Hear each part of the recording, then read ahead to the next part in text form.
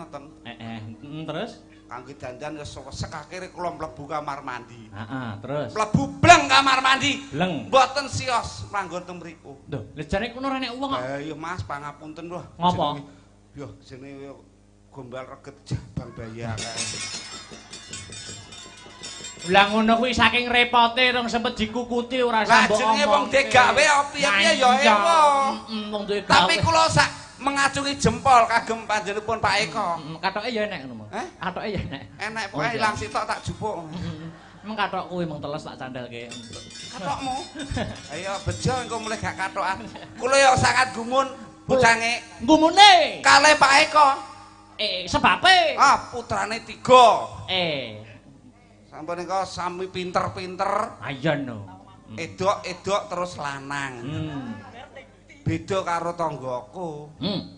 Tanggamu piye? Tanggaku ki bocah ben taune mbridhe lah Mas angger enek tek jagongan tanggaku sing jenenge PI wi bojone meteng neh. Piye? Piye? Sing tanggaku jenenge PI. Kuwi bojone ben taun mbridil mana aku ngono. Ayo kuwi jenenge banyak anak banyak rezeki. Banyak anak banyak rezeki cacahe 7 anake. Wah. 7. Ya, terus. Lah wi akhire saking bingunge Pak Dalang gawe jeneng supaya gak lali durutno nomere. Contone nomor 1 dijenengno JPI. Mergo nomor 1. Nomor 2 ROPI nomor 2. Pancen nomor 3. LUPI soalnya nomor 3. Papat. 4 PI nomor 4. Mo PI. Terus 6 kuwi wedok. Niku adike TUPI. Sik to, adike TUPI. Lah sing nomor 6 iku jenenge sapa? Jenenge kuwi edok. Kuwi adike TUPI. Nomor 1 JPI, nomor 2 RUPI, 3 LUPI, 4 PI, Mo PI. Lah nomor 6 jenenge sapa? Engko tak share it. Aku sampai muni bacok Pak Lurah. Ngawur mangsaku. Ndongakne apa karo Pak? Ndongakne nggih. Intinipun asik. Nggih, ndongakaken mugi kemawon panjenenganipun Bapak Eko dalah Ibu Asih anggenipun mangun bebrayan tansah winantu suka basuki pikantuk rahmating Gusti ingkang Maha Kawasa dadosa keluarga ingkang sakinah mawaddah warahmah. Pun kesupen jengben nek gadah damel nanggap Mas Akbar malih. Amin. Ya. Pokokipun wonten syarate.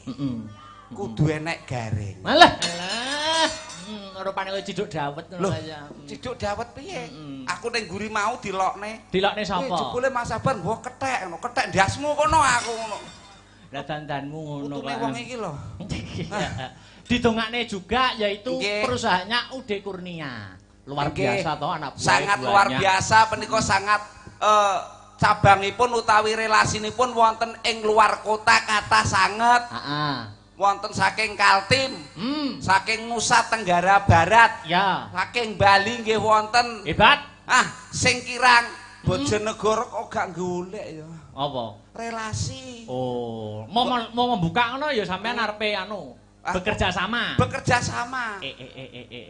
Ya setor besi gitu ya? Mboten. Lah banjur setor angsuran. Maksudnya setor angsuran gawe besi ngono lho. Oh iya. Kucange luar biasa. Niki channelipun terik-terik ingkang ingkang napa niku lab niki? Nggih, wonten sing lab, wonten sing siaran ulang, wonten sing jumuk petilan-petilan nggih. Sangat luar biasa. Niki kula wau kula nggih mireng kabar. Kabare apa, Mas? Wah, tiap tahun teng besaran niku Pak Eko nek mbleh 7 niku 5. Nek mbleh sapi niku cahe wonten 7. Mbleh 7 ya apa? Mbleh sapi. Mbleh sapi. Jenenge menungso duwe luput, duwe kami sosolen. Iki ana sebabe. Engkeki kopi telat ya. Mbleh sapi cacahe 7. Cacahe 7. Ben taun lho Pak Dalang. Ngene iki muga-muga dadi acara rutinan tiap tahun nanggap wayang karo mbleh sapi. Allahumma. Amin. Wis tok ora ujar ora kaul, Mas. Nggih, pripun? Wis tok Pak Haji Eko karo Ibu Haji Asih sok wayangan wis tok tak gratisi angger wis nanggap ping 100. Lah mudar. Ping 100 gratis. Nek kula mboten enteng-entengan mawon. Apa ya? Nanggap kula Heeh. ping 15 gratis. Wah, tak ungkuli le, ping 10 gratis. 5 gratis. Ping 3 gratis. 1 gratis. Gak. Mboten. Sing siji mboten urip. Mboten kobong, curep. Apa? Kamangka aku lagi tanggap ping 1 iki kok gratis.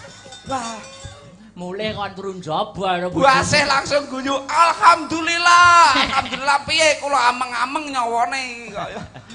Luar biasa. Ki salam-salam sapa pagelaran malam ini juga disiarkan langsung channel YouTube Asta Brata Media. Ya, jadi sing gak bisa datang di lokasi bisa memantau lumantar channel YouTube channel YouTube nggih. Alhamdulillah. Dadi ora mung ana ing Sugihwaras sing kepareng mantau wong sak donya kepareng mirsani. Nggih. Yo iki Niken dijumenengke nggih. Nggih, siap. Oke. Yo, kanggo pemanasan Dik Niken, racikno sing hebat, yo beri musik biar hebat. Ayo. Ayo, Dik Niken jumeneng untuk menghibur karepen suasana tambah gayeng, tambah regeng, ngancani Mas Gareng. Ayo. Wah, syukurillah. Hebat. Lah. Wingo nubruk raine ning pledot lho wingo. Masalah tubruke ora apa-apa. Terus iki lho impron iki. Iman yakin kuat. Terus Improne iki sok. Kamu kok ngembari dalangnya namanya Imron? Hah? Dalang kok Imron iki Akbar. Imron. Lho Mas Sabar tau ngomong. Piye Mas? Ngomong piye, Iman ngomong iki lho piye? kuat tapi Imron sing gak kuat. jenenge kok akeh men Kamu Imron. jangan namanya jangan Imron. Apa? Dar Gombes. Kondar gombe kok. Utun. Lah ya kuwi jenengku kabeh kowe. Piye jenenge Akbar kabeh? Gurune. Anu gumantung keadaan jenenge. Gumantung cuaca dan keadaan. Ken. Ceblok, Nduk. Ini mengucapkan salam dulu. Lah. Iya. Assalamualaikum. Ya toh. Mas lu. Awas lho polahane lho polahane. Rumah sakit tebih mboten nggih. Aduh. Oh. Wes, Lah kaya Monggo patung ingkang badhe ngersakaken seret-seretan anake. kaya patung sapi son ageng. saya mengucapkan selamat. Nggih. Disawang to Dem otone. Wah, Matamu dhewe Hei! mata-mata. Aku dimatakno lho nek wong gantenge kaya ngene kok. Oh, jenenge Salimam kene Mas. Oh iya. di Kero nggih to. nggih gareng niku Garengi kero. Loh. Lah tanganmu kok ireng. Sinden ayu-ayu ra gelem iso. Nggih, minal aizin wal faizin, luputmu ya Dik, tak sepurane. Kualek cangkemmu. Luputku dhe sepira-pira aku njaluk sepura marang sederamu lho. Ngono. Luputmu Dik, sepira-pira luputmu tak sepurane. bener kuwi. Sing tuwe akeh salahe, sing nom njaluk sangune. Nah. Nggawa dhuwit ora? Wah, biar wae lagi pisan dipalak kowe. Sik genah. Lemah lembut Orang tua itu sebagai senior apalagi sampean ini gareng wis lama wis suwi ketemu aku yo gak pisan pindho wis peng bolak-balik ketemu enek peng 5 ya toh setahun pisan aku rong tau lho sing jenenge mbok sangoni pisan nek kamangka wong bar nyangoni aku rezekine mesti akeh Syukur kowe. nyangane awakmu rezekine akeh. Sorry ye. Weh. Nyapa kok sorry ye iki lho. Bojoku dhewe ra tak sangoni kok ben modar kok. itu tidak boleh lelaki apa itu kayak gitu ndak boleh Seneni Nduk. Rungono wi ora oleh. rungono Mas Kok iso aku? yang dinamakan lelaki itu apalagi wis bebojoan wis nikah jenenge duwite wong lanang kabeh kudu bruk ning gone wong wedok bah kowe dintekne bah ora bah ditabung bah ora Nah ayo tuh rezeki Rungono, lelaki. Mas. Iya Nduk. Rungono kupingmu wis ngene. Raimu. Aimu dhewe. Malah ngrai-ngraino wong. lek sampean ngono wis omah-omah lah Mas Sabar urung Nah. ini harus diberi contoh Pak Dik Mungkin lho. Contohne aku ki. Lah, Ora tau apa ya mbok brune wong wedok? Duitmu Duitmu apa ya mbok brune wong wedok? Alah bayarane Mbah ngono. Ngomong bayarane ora, ndang ngomong ngono. Ora bayaran. Kakean nek nyelempitne dhuwit dana kenakalan iku. Nduk, Niken. Ah, lho. Nah, iki minal aidin wal faidin sing bener. Nah, iki supaya becik ya toh. Supaya becik iki ya kudu enek tokoe bapak, ibu, anak kuwi lagi pas. Betul. Ngono. Bapak, ibu, bapak, ibu, anak. bapak, ibu, anak. Maksudnya iki anu no, simulasi sungkeman biar buat jadi contoh orang banyak, kaula muda semuanya. Iya. Terus. Suasananya masih di alal bihalal. Iya. Oh, ngene ya, wis Piye? Kan Dik Niken paling muda di antara bertiga. Iya, betul. Aku paling tua. Tuamu kono. Oh, ya Anu dhisik. Nanti ganti-gantian peran. Iya. Tapi aku dadi bapak sik. Bapak. Heeh. Aku. Dik Niken anak. Aku gak ibu. Nanti Kan ada bapak sama ibu. nanti dijol-ijol. Nanti dijol-jol. Dan aku nanti di bapaknya juga. Iya. Berarti aku punya no. Hei. Punya apa? Punya apa toh, Ken? Punya brengos. Oh iya. Bapak. Ya nanti ambil brengos saya nanti ya. Aku bapak sik. Bapak. Dik Niken anak. Anak. Mas Gareng ibu. Ibu. Ah, Ya. nganggo kutung. Kamu pakai jilbab. Jilbab kamu. Iya. Yo. Selesai. Jilbatan sik. Jilbaban copot lah. Alah. Ini simmer loh. Lah Di simmer. tahun 2024 simmer. Iya. Kamu tahu gak Simmer. Aku dari Rambutnya diore ora iki? Diore. Yo. Iya no, iya. Diore. Kamu punya rambut. Rambutnya yang di bawah. Iya. Rambut sing banyak kok aja kan yo. Kok baunya badek toh Badek rambutnya. Eh, Ini ndak kelamaan sih, kamu itu Mbak. kalau ngomong itu yang cangkemnya itu yang jangan gitu dong. Apa? Ampunan. Oh, dalang kok dijejeli tangane lho. Ya lagi iki jenenge dalang ora kajen ya iki. Biasanya aku dijejeli ya anu nih. Ah! Itu maksudnya itu. Ayo. Lah ayo itu itu Ini ya. karetnya. Kudungnya dikasih kudung. Aku ini ada setnya enggak? Enggak ada set. Set kuwi aku menungso kok set to, Nduk. Jamput. Wah, Jan. Ide ayune. Ya Allah Akbar kolu mbek iki. Ora apa-apa, gampet-ampet. Monggo ingkang badhe ngersakaken Oh, gampet-ampet. gratis ongkir. Sih, Kamu ndak bawa kipas gitu biar cantik. Lah, penayu dah aja. Ya Allah, ya Allah. Kajian lah. Monggo ingkang badhe ngersakaken monggo 15.000. Sak pijete monggo. Ora ndek dhuwit ya sok mber apa-apa 5 wulan kas. Yarne. Masa mbokku dadi genggek ngene. Genggek piye? Lah pi nyapa tawa-tawa. Ki meranke suarane wong wedok. Upama kene. Duduk sini. Kamu jadi ibu dulu. Ibu. Jadi bapak. Mas Akbar malah ngono ya. Apa? Dek Niken. Iya. Mas Akbar saiki selerane maleh karo aku. Rapopo. Kamu jangan sakit hati ya. Rapopo retail lek gelem jajal to sebulan golek anu pateni Akbar. Ora dipateni Sekarno Gunung Kawi kuwi. Mangsaku, ayo anu wae, ketoprak tipis-tipis. Duduk. Wah, iki. Jare Ramadan. Ya Ramadan. Masa Ramadan ana ketoprak. Ramadan Jawa iki. Heeh. Iki. Wah. Pakne. Apa bune? Ki wis lebaran. Ngenteni anak ya, ngenteni anak rene acarane sungkeman. Atiku karonto-ronto, Pakne. Duwe anak wedok siji. Kok ya nganti sakmene kok urung sungkem karo awak sakloron to. Iya. Lambe godir. Matane. Ayo, lagi lho anake dhewe wis Lho, teko. lah kae anake dhewe sing teko. Ya.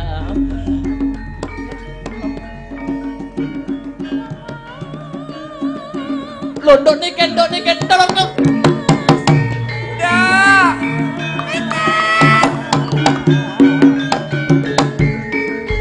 Kene, Nduk. Aku to. No. Ayahku to. Toprak Aku dadi anake. Anake Toprak gak tau payu yo ngene iki. wis meneng iki su anu ki ketoprak anyar. Sungkem bapake dhisik, Nduk. Sungkem bapak. Iki pomone anake bar dolan terus mari ngono apa jenenge mara ndek omah. Ayo. Iya. Iki pomone anake aku dolan sik ya, Mas. Iya. Kok terus mari ngono mara ning omah ki omahe kan. Iya. Kita dolan sik ya. Saiki wayahe teko kok dolan sik, bacok wong mengko. Assalamualaikum Bunda Ayah. Waalaikumsalam. Minal izin Bapak izin mohon maaf lahir dan batin.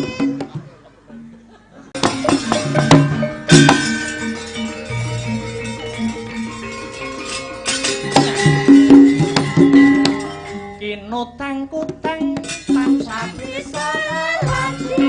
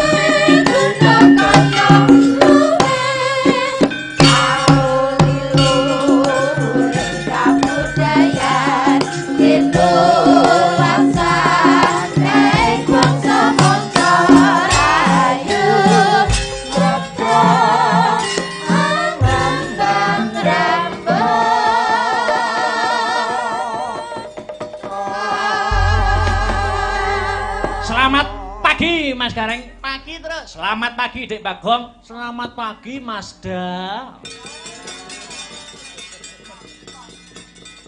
Masih rumah nek krungu kuwi jan.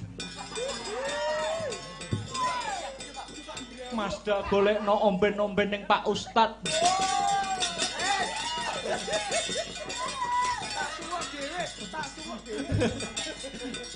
Wong Ustad nek lara marang nggonku kok. Alhamdulillah wa syukurillah wala haula wala quwata illa billah amma ba'du. Ketemu ana season 2 paret songo goro-goro, ngene. Goro-goro saka tembung rogoh-rogoh rasa. Sak rampunge nindakake kewajiban poso sesasi muput, rasane diempakne, pikire kudu saya disemelehke. Poso ki mengko arti apa Mas? Poso kuwi saka tembung ngeposke rasa. Pos ki mandhek ora mung mandhek anggone dahar lan ngunjuk, nanging uga ngempet hardaning hawa nafsu. Contone rasan-rasan omongan sing boten becik, berpikiran buruk kuwi kudu disingkiri.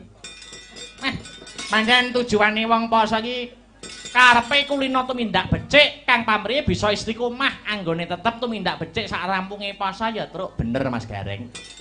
Mula iki seragame kanca-kanca nuansa putih. Wiwit saka dalang marang gono nganti pengerawit, nuansa putih tegese suci, membuka lembaran baru. Alhamdulillah. Masih dalam rangkaian ya kuwi ulang tahun pernikahan ke-27 keluarga besar Bapak Haji Eko lan Ibu Haja Asih. Mugi-mugi usahane Bapak Haji Eko, Bapak Haji Eko Sahroni.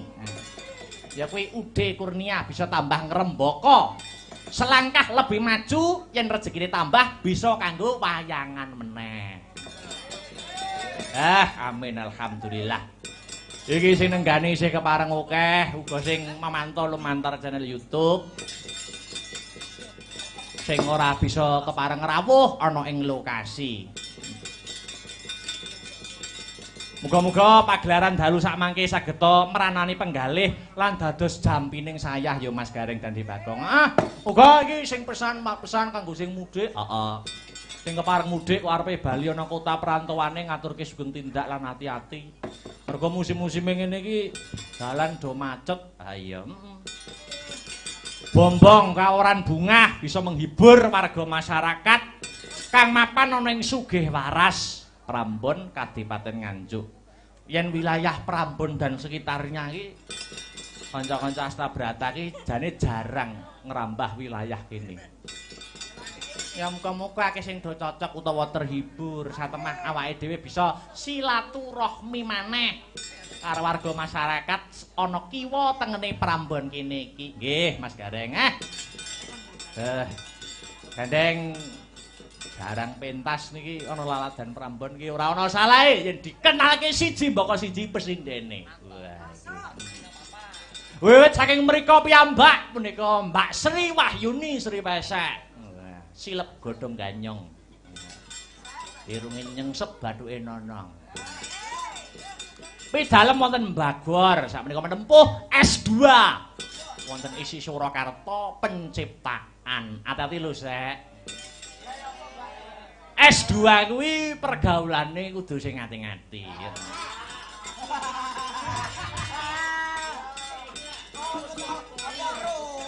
Becik karo sesama mahasiswa dan becik sesama dosen. Allah. Aja banter-banter lo ya. Kudu ngati-ngati. Ya. Jagang jero beteng kantil. Mergo arep kaya ngapa, arep S1, S2, S3 sing jenenge bocah, pedalangan ya ora bocah, sing wong barang kuwi nek pedalangan kuwi tidak murung jlundrunge perkara konoan.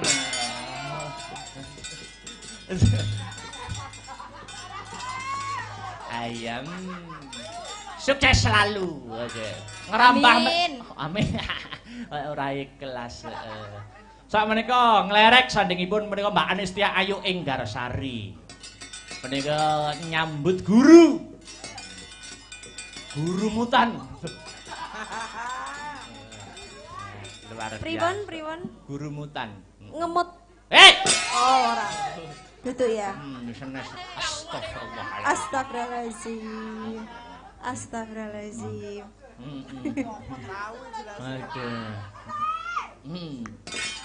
Mereka mulang SMP wonten SMP 6 Nganjuk. Guru bahasa Jawa utawi bahasa daerah. Luar biasa. Ngelerek menika sinden patok bangkrong Astabrata. Kiblat 45 pancer sapa to sing ora ngerti Bu Parsinem. Sinden sampun godhog mboten saged empuk. Nggih Bu Parsinem menika. Bu Parsinem paring siji nembah matur nuwun. Ngelerek punika Dik Sinta Widya Malupi sedang menempuh kuliah wonten ing Universitas Negeri Surabaya jurusan Bahasa Daerah calon Bu Guru.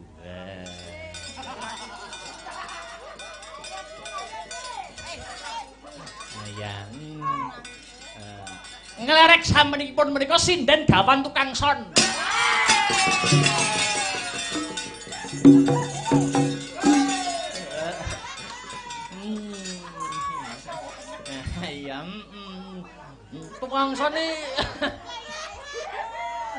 Tukang sone jos untirane jos. Nah samu nyepelekke. Mbak Dwi. Sapa ya? Nama lengkapnya sapa ya? Dwi sapa iki? Oh, Dwi Kumalansari. Terakhir mereka Mbak Bedroom.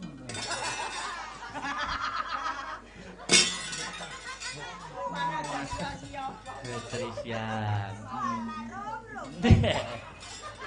Ngenyek, nanang guyone ngenyek. Wah, kurang ajar. Wayahe diunggahke engko. Unggahke terok Mas Teh. Lah terakhir menika Dik Niken Salindri.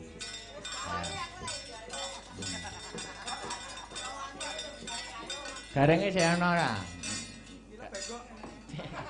Gareng wayang wong sik ana ora? Hah? Oh iya, ayo ganti gareng wayang wong serapat. Ngaget-geti wong.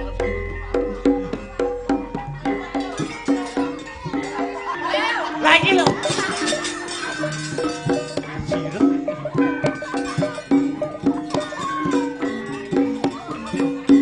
malah bumopuk.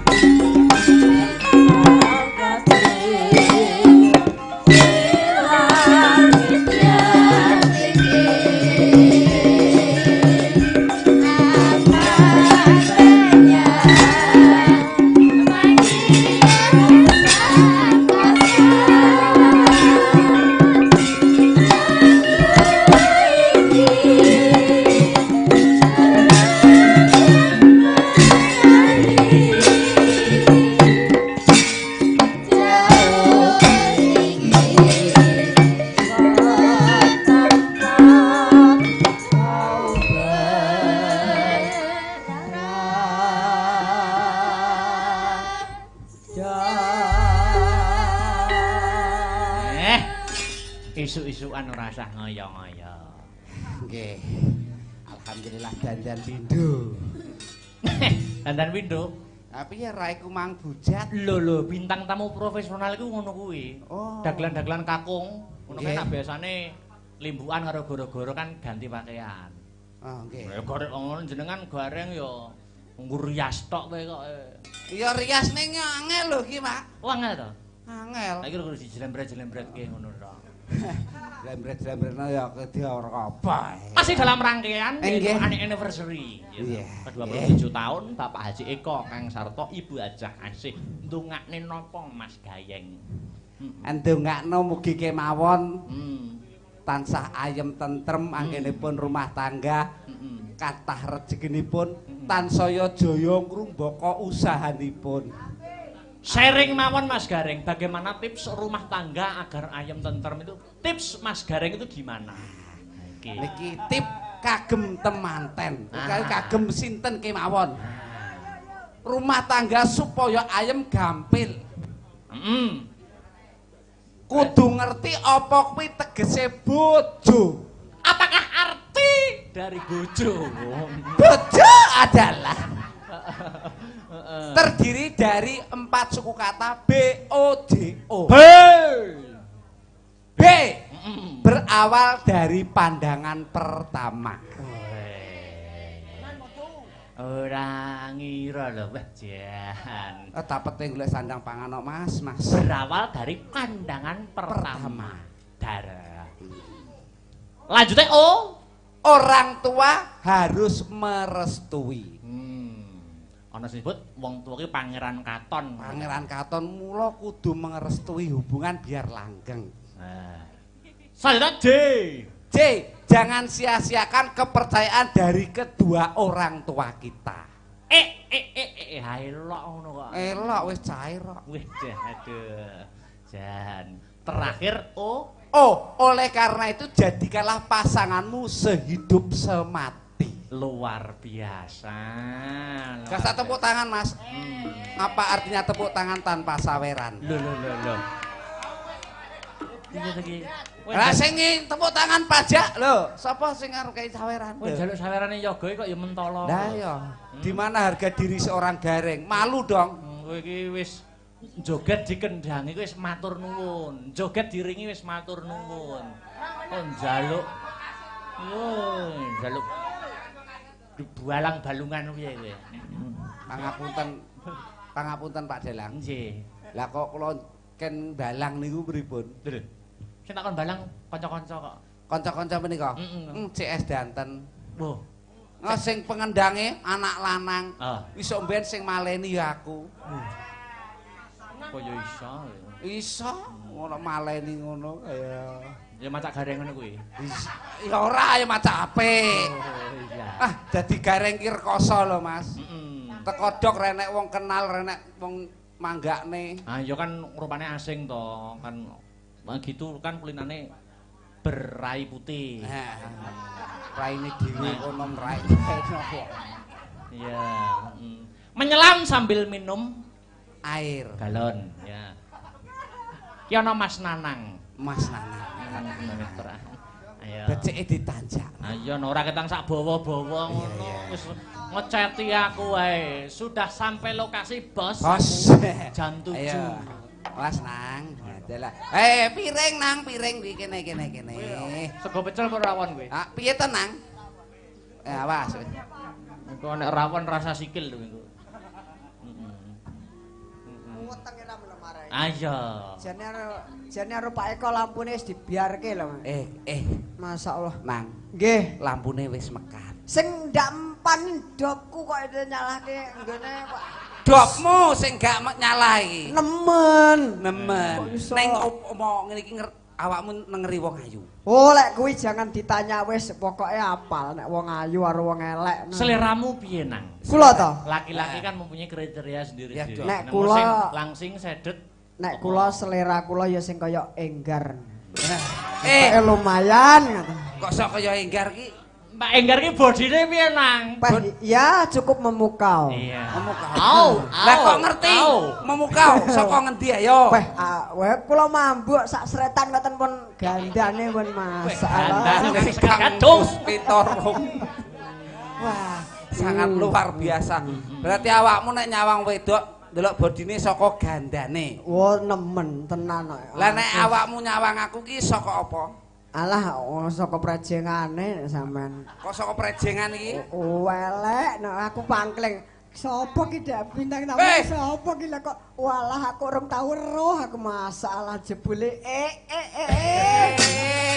Alah, tak urus. Tak urus. Wingin aneh awakmu sampean ngantuk, ya ta? Nggih. Njaluk kopi. Nggih. Aku digekno kopi, Lek. Nggih. Bareng digekno kok awakmu ni biar Padang kuwi sing Padang apane? Sing Padang niku ampun kleru ing penampi. Lah apane sing Padang? Sing Padang niku atine. Oh, atine. Nek sing Padang mripate mengke lak keajaiban alam. Mbak Enggar ladenono Mbak ngadeg kok. Enggar. Terus aku Enggar. Ini adalah iki. Fan kamu loh, Enggar. Fans kamu itu. Fan kamu. Iyalah yo. Bodine Enggar piye? Bodine peh mening masalah. Masing masa. Sangat disayangkan. Apa? Disayangkannya apa? Minyak iki. Nyapa. Maksude iku sik to anu Mas Gareng. Kok tenong dilumahne omong digenahne. Iya. Oh, tak kira bokong di rumah. Genahe piye? Genahe pripun? Genahe piye, Nang? Sangat disayangkan. Disayangkannya piye? Sudah ada yang punya. Aduh, upama orang duwe? Wah, siap tanding wis siap wong. Tenan? Nemen. Siap tanding tenan? Nemen. Siap mbok jak mubung-mubung ning ndi nang? Wis njaluk nang ndi pokoke waton ora njaluk tumurune lintang Kang Sarto rembulan bakal tak turuti wong ayu. Piye gar perasaanmu terharu apa ora tersanjung? Tumurune lintang iki kaya piye to, Kakak? Ya kaya kelesi yang pantoro. Allah. Lintang alian. Walah yo. Rumangsaku kok. Pripun Mas Nana? Alhamdulillah sehat walafiat. Alhamdulillah. Minal aidin wal faidin. Enjeh. Mas Akbar minal aidin wal faidin Mas. Nggih. Ki mengaku ra nyawang kono Mas. Endi to? Mas Akbar ning ndi? Ngamuk. Endi? Kaeson kae. Kono lho. Ndi jajan? Ngenyek aku kok kowe. Aku kaya mbok padha ison kontrol ngono. Yo ora to Mas. Lah wong sampane ganteng kaya ngono kok lak padane. Diatur ning terop. Lah wong sampane ganteng sabotane ya jos kok aku madake son kontrol ya apa aku ki turu no kok. Rumangsane. Ayo Om, tengah Om. Kok iso ngerti. Awakmu ki ya kok tengah kono kok ya malah kok tengah. Masalah. Mas, Jan, ayo anu yo. Napa Mas niki? Duet wong loro. Duet.